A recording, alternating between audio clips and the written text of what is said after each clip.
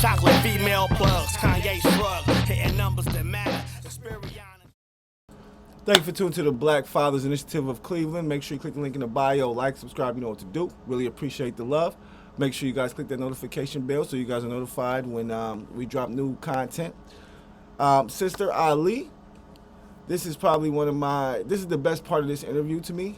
She really goes in and she really gives you her perspective on really what's going on and why we're having such issues as black men and black women, you know, being a strong black family, and why they don't want us to be a strong black family. So check it out. It's right now. Yeah. So we could discuss those things and talk about all of the obstacles that are going to come up to keep us apart. That's why I got put down. So the enemy not going to let nobody put the black man and black woman back together.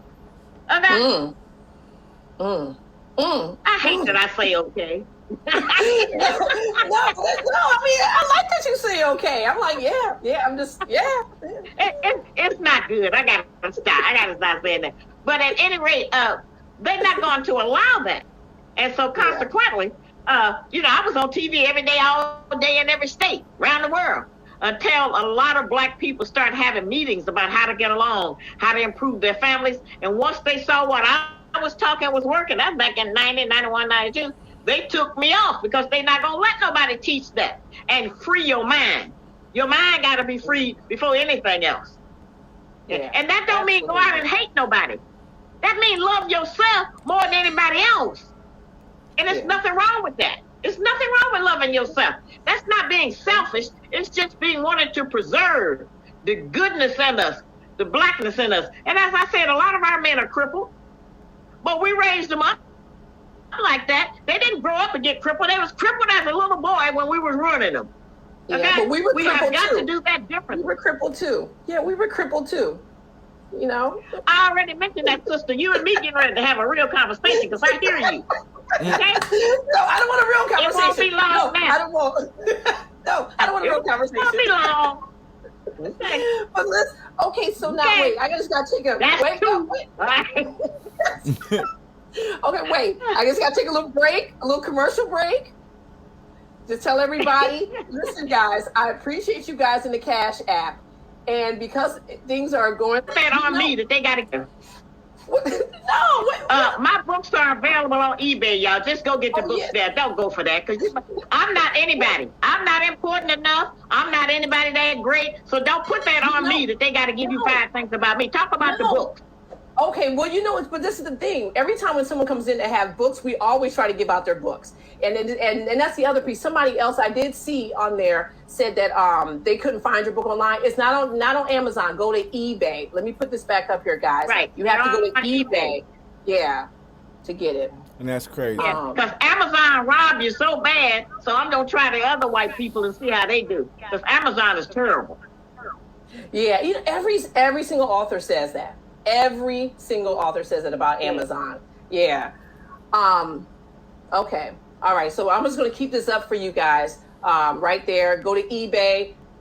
She has a bunch of books. Black Woman's Guide to Understand the Black Man, which is really my greatest book, I think. You need to read that so that you'll know who you are and really what the deal is for our men and our women. And then I have Are You Still a Slave? That important test book that'll bring you back to reality about how you acted. Negroes think they black if they wear dreads and all of this nonsense, you know? That's your costume don't make you black, okay? All right, I'm saying okay too much again. So you have that, and then Things Your Parents Should Have Told You. Great book for your children. When you can't reach them, give them this to read. Maybe that'll help them get into being an adult.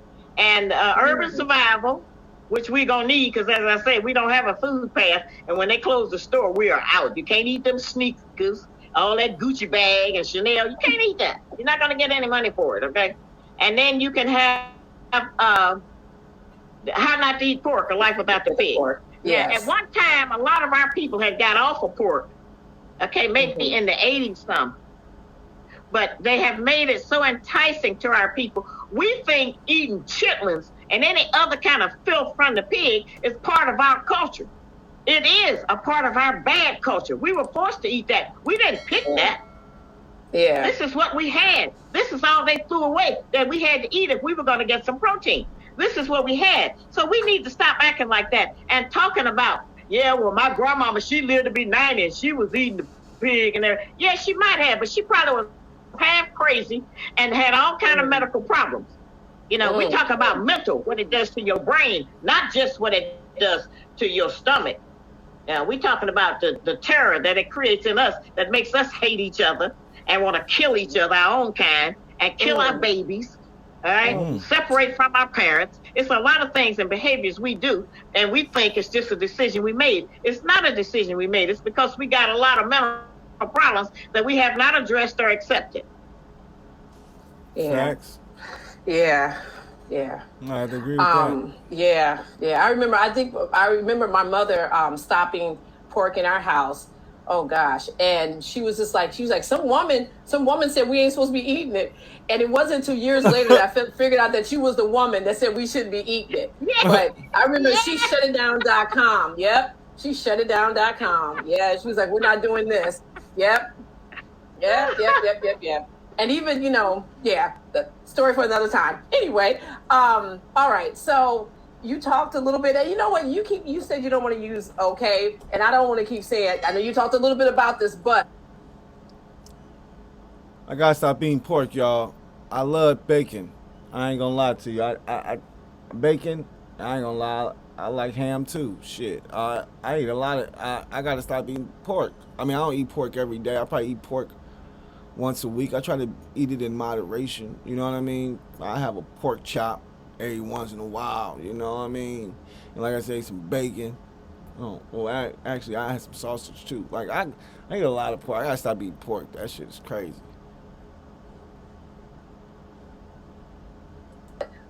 But when you talked about the television, have you noticed that, what are your thoughts that now it's just like a barrage of just black and white couples that are on TV commercials? Like there's not that many commercials that we're seeing that has like a black family on. Well, we don't really see a lot of black images and families in that way. What we see is black people acting like white people. And that's how they'll put them on. Okay, we see that. We see them practicing the ideas and behaviors of the enemy. Television is teaching our children homosexuality. It's giving them certain options. It's teaching them about a bad diet. It's teaching them that animals talk. Yeah. See, I didn't raise my children on books with animals talking. All my grandchildren or any of that. And I'm getting ready to be a great grandmother, and he ain't getting no books with talking animals either. Because animals don't talk unless it's a parrot or something, okay? And we don't want our children running up to a stray dog, a vicious bear animal, because he think they're going to talk to him. When you teach a little child, whatever you teach them, they believe that. Yeah. So we talk about the miseducation of our children, and I talk about it too. But the truth is, we miseducate our own children. By the time any black child is 3 years old, they can recognize McDonald, Superman, Batman, and a slew of other nonsensical characters that are not based on no reality in their life. We need to be teaching them that it's not officer friendly. That's not the way it is for you. Absolutely not. Oh God, that's old school officer friendly. So now, in terms of welfare, how do you think that's impacted the black family? Well, they have always offered some kind of welfare to Americans. When they give it to the white family, it's called subsidy or a grant. When they give it to us, they put the negative tone on it that it is a welfare. They let the white family stay together. The farmer's wife or the inner city wife, they keep them together. Their whole goal right now is they claim is to keep a family together. They're talking about white families. All right. But in our side of the neighborhood, they forced us to get rid of our men in order to get welfare. That was a terrible thing to do. Our men had to, if the social worker was coming and they would come to the projects unannounced, our men had to get under the bed, get in the closet. He's just been demeaned and just been treated like he was nothing. And on top of that, what also makes that so bad is that even though you would put the man out the house and start receiving welfare, the welfare still wasn't enough. So in all actuality, you still needed the second income of a man in that household to really have a household, because welfare wasn't enough for nothing. They made sure that. In order for us to live and to eat and feed the children. The depression that our men have had over the years is just, you can't even count it. And I have mentioned that I wanted black men especially, but black women too, to have a moratorium on the hatred that we have for our fathers, all of us. Because times are hard now for a black man to try to work and pay child support, his car note, and insurance, and his rent. Times are hard now for many of our men to do all of that, even if they're working. But imagine what it was like back in the day if people had the same needs and he didn't have no way to get nothing. Maybe he was working for a quarter a day. Maybe. He didn't have anything and didn't have anywhere to go. Completely defenseless. The only person been on the black man's side is God. Because we certainly haven't. Most of us, not all of us. Not all of them. But the example we have set. And I can't speak in absolutes. And I'm not going to try to talk about black men and black women in the same voice, sister. So we don't have to come with the comment, well, we have been through that too. I'm not talking about us now. I'm talking about him. He is the head of our nation, not us. That's why they had to attack him and keep him. And you know why she just said that? Because she's like, you know, the black, just earlier in the conversation, she was saying how the black man, you know, was going through these things, and something black women do a lot. She jumped in like, well, black women too, they were going through things too. Black women were going through things too. And she was like, you see what, sister, we're going to have a conversation, me and you, because we already said that they went through that. We're talking about our black men now.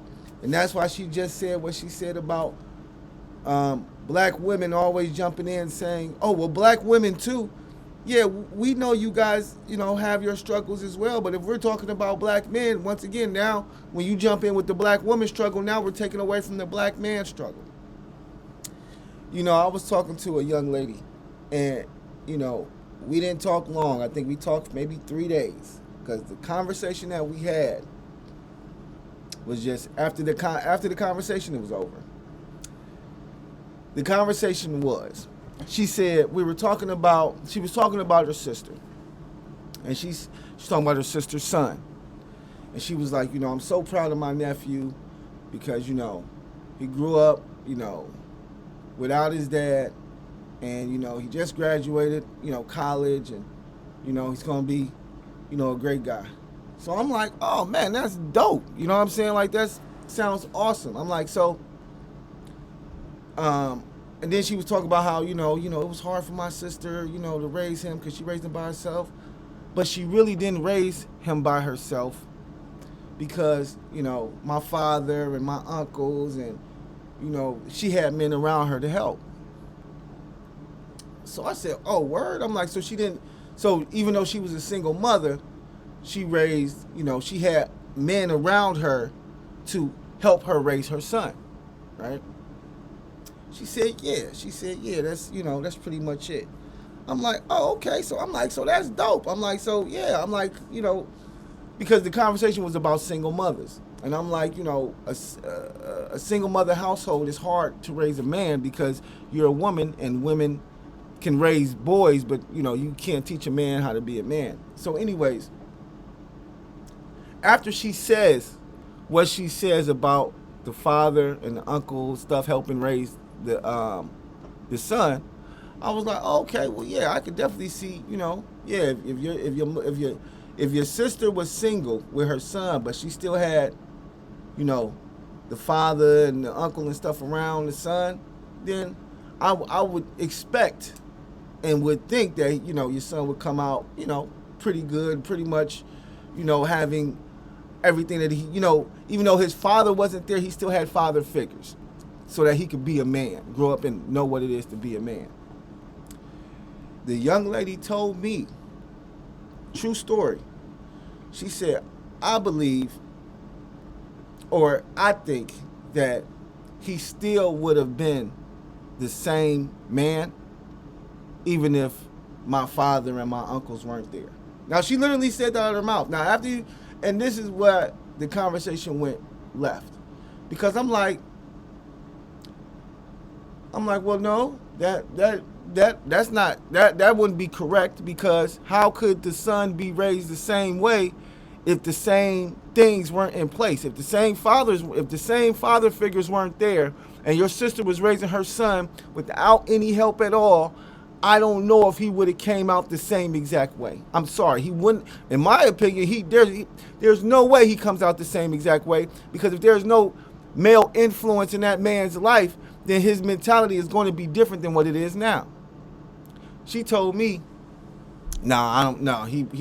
No, even if my father and my uncle weren't there, he still was going to be, he still was going to come out and be a good boy. And I'm like, look, I'm not saying he wouldn't have been a good boy or whatever, but what I am saying is, why are you taking away the value of the men in this young man's life? Like, you literally are taking the value of the black man, because you're saying no matter if there was a black man in his life or not, he was still going to come out the same way. How could you say that? And then once again, how could you literally take the value out of the men in this conversation? She didn't understand where I was coming from. I understood where she was coming from. She had no fucking clue of life or what was going on. She actually, she had issues. I'm not even going to talk about all the other ignorant stuff that she said. But that one thing alone was enough for me to be like, you know what, we not going nowhere. There's no way we're having a relationship at all, because you just literally took value. You just basically took the value from the black man, period, in a conversation. You literally took the value from a black man in a conversation we were having. You said, oh yeah, he would have came out the same, whether he had his father, whether he had males in his life or not. And if you literally, as a woman, and she was 40, if you literally as a 40-year-old woman believe that, then I can't deal with you. We can't have a conversation, because there's no way that that's true. You know what I'm saying? There's no way that that's true. I'm sorry, there's just some things that are true and there's some things that are false. And there's no way you can tell me that young man was going to turn out the same way had there not been males in his presence to keep him probably on the straight and narrow. You know what I'm saying? Real talk, probably kept him out of trouble and on the straight and narrow. Whereas if you don't have those father figures, then as a young man, you're going out looking for those father figures. You're going out into the streets looking for niggas to hang with, listening to the rap music, thinking that's the way to be and things of that nature. So no. And like I said, that really just pissed me off. But I didn't yell at her or nothing like that. We just don't talk anymore, because I see that she doesn't understand the power of having a black man, the black man around to help raise children. So just wanted to throw that out there. Down. He is the best man on the earth. The Absolutely. only one that God gave to us. Even in his pitiful condition now, he's better than all of the other men. Absolutely. He's the most beautiful. Yes. He's the most beautiful. Yes. He's the finest. And he got the swag. I say it all the time. There's no black men, the walk, all of it. Oh, I love it. Well, that's a good idea, but that's face value. We got to watch that, because he can't feed us with our walk. He's got to be free in his mind in order to know how to make a living. But he is fine. Yeah. He is fine. Yeah. He is gorgeous. Confidence. And he want us. Well, that's false bravado, because everything has been taken from him but that. Yeah. So he got to walk around like he's bigger and got more or better than he is. Because if not, what would he do? So what would he have? Nothing. Yeah. All right? Yeah. He's hated by everybody. His mama hated, his woman hated, his children hated, the husband hated, the job hated. See? That's a hard life for anybody to try to survive up under. Yeah. And many of them have become introverted. They half crazy out of their mind. As I said, we all got PTSD. Yeah. Some of us can handle it differently. We have a different support system for us, and it makes us think that we came up on our own. But as I said, we didn't come up on our own. Most of us, if we didn't get help from the enemy, And he don't give our man the same help he give us. So true. Okay? That makes us his woman. We the enemy's woman. We married to the government. Because they give us the food stamps. They give us Medicaid. They give us Section 8. They give us welfare. That's our husband. And that's how they want it. And so we have to overcome that and decide to get with one of them that makes some sense. Now we're going to get to the part y'all don't want to hear. We're going to have to practice non-possessive loving. That's my next question. That's my next question. Men are going to have to take responsibility. Yeah, no, you don't want the answer to that. But men are going to have to take responsibility for more than one woman and her children. Most men got more than one child. Okay? A man shouldn't have to neglect all the rest of his children because he with you and me. Yeah. He shouldn't have to reject them. I know sisters that don't let their man's children come to their house. Oh, yeah, that goes on in a lot of places.